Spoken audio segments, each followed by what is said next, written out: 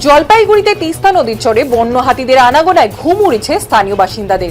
সদর ব্লকের পাহাড়পুর গ্রাম পঞ্চায়েতের অন্তর্গত জালিয়াপাড়া সংলগ্ন তিস্তা নদীর চরে এখন এমনই পরিবেশ। একটি বা দুটি নয়, একসাথে প্রায় 100 হাতির আনাগোনা লক্ষ্য করা যাচ্ছে বলে স্থানীয়দের দাবি। তাদের মতে আতঙ্কে রাতে ঘুম উড়ে গিয়েছে। সবাই মিলে এখন রাত জেগে পাহারা দিতে হচ্ছে। দুদিন আগে হাতি তিস্তা নদীর বাঁধের কাছে চলে এসেছিল, যা লোকালয় থেকে খুবই কাছে। রাতের অন্ধকারে কাঁঠাল খেয়ে যেমন সাবার করছে, তেমনি সকাল হলে হাতির পায়ের ছাদ দেখে স্থানীয় বাসিন্দারা চমকে উঠছেন।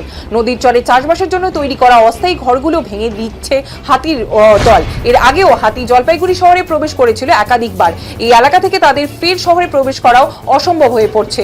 দ্রুত বন দপ্তর যদি হাতিগুলোকে জঙ্গলে পাঠানোর ব্যবস্থা করে তাহলে সবারই স্বস্তি ফিরবে বলে দাবি করছেন বাসিন্দারা।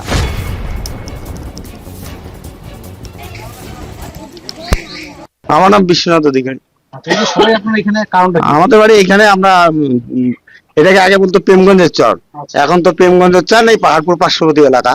তো এখানে যে 100 মতো হাতি আসছে, আমরা এই এলাকায় বিশেষ করে আতঙ্কে আছি। মানে মানুষজন সবাই একত্রিত আছে, মানে রাতের ঘুম আমাদের শরীরে নষ্ট হয়ে গেছে বলাই চলে। সবাই আতঙ্ক হয়ে আছে কখন কি হবে। পরশুদিন মানে এই বাঁধের ভিতরে আসছিল, আসে অনেকের গাছের কাঁঠাল টাঠাল খেয়ে গেছে। বড় দাতাল যেটা লোক ভিতরে বাঁধের ভিতরে চলে আসছে। তারপর পটকা টটকা ফুটায়। তারপর আমরা অনেকে জানে না যে হাতি সকালে ঘুম থেকে উঠে দেখে হাতির পা দেখে তো সবাই আতঙ্ক হয়েছে। হ্যাঁ, এইভাবেই তো আমরা আতঙ্ক হয়ে আছি। এখানে আমাদের এখানে ঘটনাটা 3 দিন ধরে চলছে। তার আগে ছিল ওই 4 নম্বরের সোজা ছিল, ওখানে 1 মাস ধরে এই আতঙ্ক। আর আমাদের আতঙ্কটা 4 দিন ধরে একদম কাছাকাছি আমাদের এখানে চলে আসে। আজকে আরো ভয়াবহ ঘটনা, একদম কাছে চলে আসে। এই জন্য আমরা ফরেস্ট ডিপার্টমেন্ট থেকে, ওরা পরশুদিন আসছিল, কালকে থেকে তো এদের কোনো পাত্তাই নেই। আমরা চাচ্ছি একটা শান্তি, যাতে অতি শীঘ্রই যেন ফরেস্ট ডিপার্টমেন্ট এদেরকে ওদের নিরাপদ জায়গায় নিয়ে যাক।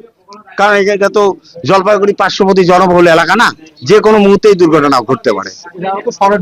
এর আগে তো জলপাইগুড়ি শহরে ঢুকছে, তো বলা যায় না, রাত্রিবেলা এরা শহরে ঢুকতেও পারে। সেই জন্য আমরা সরকারের কাছে বা আপনাদের কাছে আবেদন করতেছি যে তাড়াতাড়ি যেন এদেরকে একটা নিরাপদ জায়গায় নিয়ে যাওয়া হয়।